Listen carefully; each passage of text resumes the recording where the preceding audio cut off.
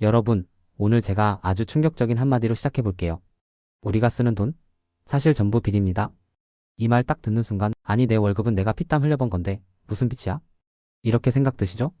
오늘 영상은요, 돈과 빚에 대하여 완전 쉽고 재밌게 나랑 내 통장 이야기 수준으로 풀어서 알려드릴 겁니다. 끝까지 보시면 왜 물가는 계속 오르는지, 왜 은행은 맨날 대출 받으세요, 문자 보내는지, 왜 이 시스템 안에서 누군가는 반드시 망하게 되어 있는지, 그리고 이 세상에서 내 가족을 지키려면 뭘 알아야 하는지 한 번에 감 잡으실 수 있을 거예요. 짜장면이 알려주는 돈의 진실. 옛날에 짜장면 한 그릇이 15원 하던 시절이 있었습니다.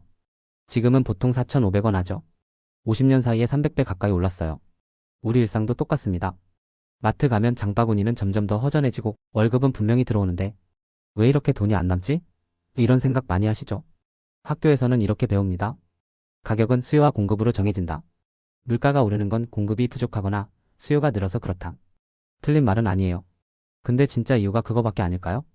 1억짜리 아파트가 몇 년 사이에 2억, 3억이 되는 게 과연 갑자기 사람들이 너무 사고 싶어 해서만 그럴까요? 아니죠. 다큐에서 말하는 진짜 핵심은 이겁니다. 물가가 계속 오르는 진짜 큰 이유는 돈의 양 자체가 계속 늘어나고 있기 때문이다. 아주 단순하게 말하면 세상에 풀려있는 돈이 많아질수록 돈의 가치가 떨어진다, 물가는 오른다. 이걸 경제용어로 통합팽창, 그리고 그 결과 올라가는 걸 인플레이션이라고 부르죠. 돈은 어디서 생산될까? 은행의 마법? 사람들이 보통 이렇게 생각합니다. 돈은 조폐공사에서만 찍어낸다. 맞긴 맞는데 그게 다가 아닙니다. 조폐공사에서 찍어내는 건 시중의 돈은 돈의 아주 일부예요. 진짜 핵심은 은행 시스템입니다. 여기서부터가 재밌어요. 예시 한번 가볼게요. 1. 중앙은행이 100원을 찍어서 시중은행에 줍니다. 2. 어라는 사람이 이 은행에 100원을 예금해요. A 통장에는 당연히 100원이라고 찍혀있죠. 3. 은행은 이 100원 중 일부만 남겨두고 나머지를 다른 사람에게 대출해 줍니다. 예를 들어 지급 준비율이 10%라고 가정해 볼게요. 은행은 100원 중 10원만 금고에 남겨두고 나머지 90원은 B에게 대출해 버립니다. 자, 이제 상황을 잘 보세요. A 통장에는 여전히 100원이 찍혀있고 B는 90원을 현금으로 들고 있습니다. 즉, 사람들이 마음대로 쓸 수 있는 돈은 190원이 되어버렸어요. 처음에 있던 건 100원 뿐이었는데 말이죠. 이 90원은 어디서 뚝 떨어졌을까요? 조폐공사에서 찍은 것도 아니고 누가 월급 받아서 번 것도 아닙니다. 그냥 은행의 장부에 대출 90원이라고 쓰는 순간 새로 생긴 돈이에요. 이 과정을 경제에서는 이렇게 부릅니다. 신용창조 크레더 크리에이션. 그리고 이 구조가 반복되면 어떻게 될까요? 90원이 또 은행에 예금되고 그중 10%만 남기고 또 대출해주고 수학 시간에 배운 무한급수처럼 계속 돈이 늘어납니다. 그래서 처음에 100원이 여러 번 대출 예금을 반복하면서 수백, 수천이 될 수 있는 구조가 되는 거죠. 이 시스템의 원조금 세공업자 이야기. 이 황당한 시스템이 그냥 하늘에서 뚝 떨어진 건 아닙니다. 시작은 꽤 단순했어요.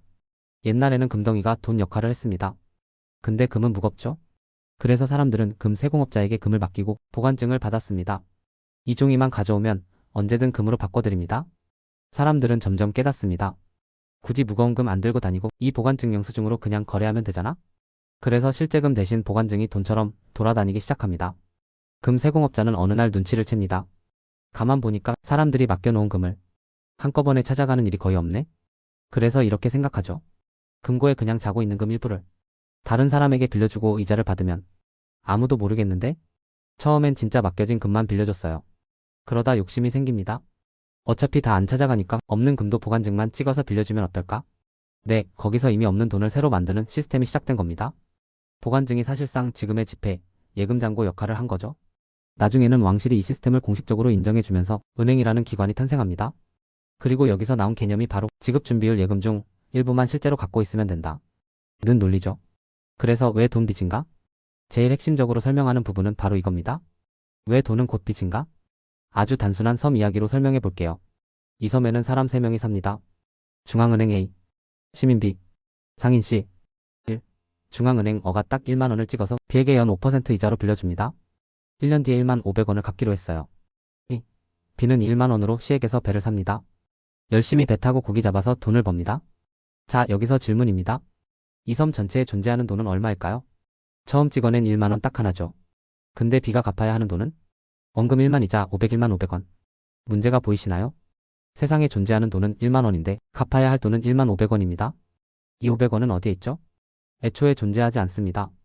결국 방법은 하나뿐입니다. 중앙은행이 돈을 더 찍어내고 누군가가 새로운 빚을 져야 그 이자를 누군가가 갚을 수 있습니다. 즉, 이 시스템에서는 누군가 빚을 갚으려면 다른 누군가는 새로운 빚을 져야만 한다. 라는 구조가 됩니다. 그래서 핵심은 모든 돈은 빚에서 시작된다. 그래서 돈은 곧 빚이다. 우리가 월급으로 받는 이 돈도 어디선가 누군가가 대출을 받아 세상에 풀린 돈이라는 거죠. 인플레이션 vs 디플레이션 왜 항상 롤러코스터일까? 이 시스템이 계속 돌아가면 어떤 일이 벌어질까요? 1. 돈을 계속 찍어냅니다. 인플레이션이 옵니다. 사람들은 집 사고 차 사고 투자하고 경제가 팡팡 잘 돌아가는 것처럼 보입니다. 2. 그런데 어느 순간 빚이 너무 많아지고 이자를 못 갚는 사람들이 늘어나고 버블 거품이 터집니다. 3. 그러면 반대로 대출을 회수하고 사람들이 돈을 안 쓰고 기업이 투자 줄이고 사람을 해고하면서 디플레이션 돈이 말라버리는 시기 옵니다. 결국 자본주의 경제는 확장 팽창 붕괴 수충을 계속 반복하는 구조라는 거죠. 다큐에서는 이걸 러시아 경제학자 콘드라티예프의 장기 파동 이론까지 연결해서 설명합니다. 대략 5060년 주기로 큰 파동이 있다. 호황과 불황이 큰 물결처럼 반복된다. 우리가 체감하는 건 이거죠. 왜 우리 세대는 이렇게 집 사기 힘들지? 왜 취업이 갈수록 어려워지지? 그 배경에는 빚으로 키운 호황의 뒷면이 있다는 얘기입니다. 왜 맨날 미국 하는가 달러의 힘? 뉴스만 틀면 맨날 이럽니다. 미국이 금리를 올렸다. 미국 연준이 어떻게 했다. 달러가 강세다 약세다. 솔직히 이런 생각 들죠. 미국이 뭘 하든 내 통장에 얼마 들어오느냐가 중요하지. 왜 맨날 미국 타령이야? 근데 우리나라처럼 자원이 없는 나라는 기름, 철광석, 곡물 같은 걸 다 외국에서 사와야 합니다. 그걸 살 때 쓰는 돈이 대부분 달러죠. 그래서 달러는 세계의 기축통화입니다.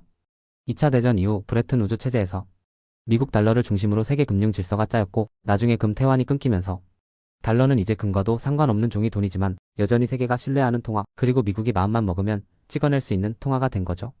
결국 우리도 모르는 사이에 미국의 통화정책, 세계 금융시장, 한국 경제 내 지갑 이렇게 줄줄이 연결돼 있는 겁니다. 여기까지 들으면 드는 생각 그래서 난 뭘 해야 되는데? 여기까지 들으셨으면 살짝 현타 올 수도 있어요. 와, 이 시스템 안에 살고 있다는 것만으로도 이미 뭔가 게임이 기울어져 있는 느낌인데 그럼 나는 도대체 뭘 어떻게 해야 하지? 일 모르면 항상 약자가 된다. 우리가 대출을 받을 때도 투자를 할 때도 집을 살 때도 돈이 어떻게 만들어지고 왜 항상 인플레이션 디플레이션이 반복되는지를 조금이라도 알고 접근하는 사람과 그냥 뉴스에서 집 오른다니까 대출 땡겨서 사자, 주식 다 오른다니까 일단 질러보자 하는 사람은 장기적으로 완전히 다른 길을 걷게 됩니다. 이 빚을 쓸 땐 반드시 이자 누가 벌어줄 건가? 를 생각하기. 이 시스템은 빚이 계속 늘어나야 돌아가는 구조입니다.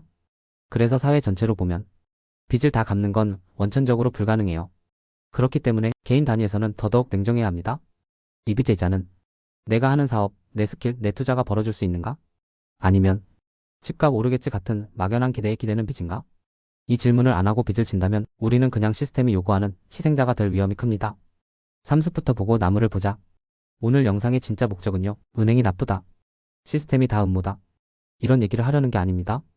그게 아니라 나는 적어도 내가 어떤 게임판 위에서 뛰고 있는지 알고 싶다. 이런 사람들을 위한 이야기예요. 돈은 빚에서 시작되고 통화량이 늘어나면 인플레이션이 오고 그 뒤에는 디플레이션과 위기가 오고 이 모든 것의 중심에 은행 중앙은행 달러 시스템이 있다. 이 숲을 먼저 이해하면 그 다음에 내 대출, 내 투자, 내 소비를 완전 다른 눈으로 보게 될 겁니다. 오늘은 돈이 어떻게 생기는지, 왜 물가는 계속 오르는지, 왜 결국 돈 빚이라고 말할 수밖에 없는지 최대한 쉽게 풀어봤습니다. 혹시 오늘 영상 보시고 와, 이제라도 이런 걸 알게 된 게 다행이다. 내 대출, 내 투자 다시 한번 점검해봐야겠다. 이런 생각이 조금이라도 드셨다면 좋아요 한번 눌러주시고 구독과 알림 설정까지 해주시면 앞으로도 자본주의 게임판을 살아가는 법, 월급쟁이도 쓸 수 있는 현실적인 돈 공부 같이 계속 풀어가 보겠습니다. 궁금한 점이나 이 부분은 좀 더 깊게 다뤄줬으면 좋겠다 싶은 내용이 있다면 댓글에 편하게 남겨주세요. 오늘도 끝까지 함께 해주셔서 감사합니다. 다음 영상에서 또 뵐게요.